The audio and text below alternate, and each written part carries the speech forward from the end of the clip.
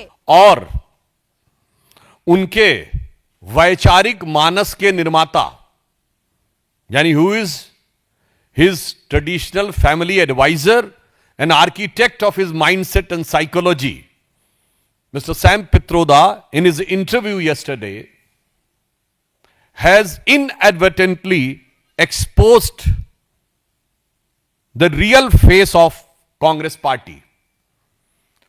उन्होंने कल एक इंटरव्यू में कहा कि Congress party global progressive alliance नामक एक गठबंधन का हिस्सा है और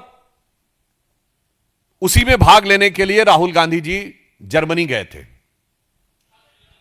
अब यह ग्लोबल प्रोग्रेसिव अलायंस एक ऐसे संगठन से जुड़ा हुआ है जो भारत विरोधी शक्तियों के साथ और भारत विरोधी बातों को स्थापित करने वाले अनेक संगठनों के नेटवर्क का हिस्सा है।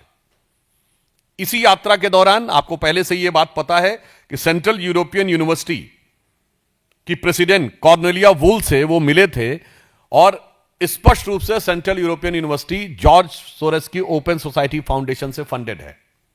अब सैम पित्रोदा जी से जब यह पूछा जाता है कि ग्लोबल प्रोग्रेसिव अलायंस का क्या संबंध है कांग्रेस से, तो वो स्वयं रहस्योद्घाटन करते हैं कि राहुल गांधी जी उसके प्रेसिडियम हैं और सैम पित्रोदा उसके मेंबर, यानी राहुल गांधी जी उसके अध्यक्षीय समकक्ष हैं और सैम पित्रोदा उसके सदस्य हैं।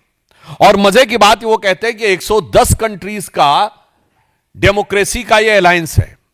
मैं सैम पित्रोदा जी और कांग्रेस के तमाम वरिष्ठ लोगों से पूछना चाहता हूं, भाई साहब 110 कंट्री दुनिया में हैं कौन से जिनमें स्थायी लोकतंत्र है? मैं पूछना चाहता हूं।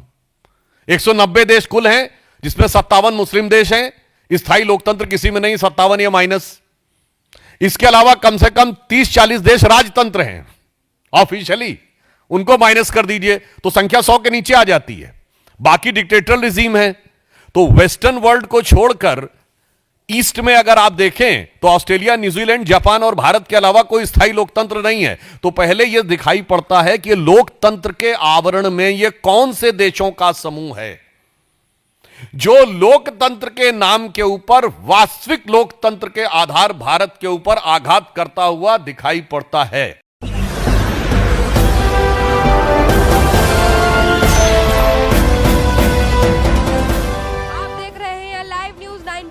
राष्ट्र सबसे पहले।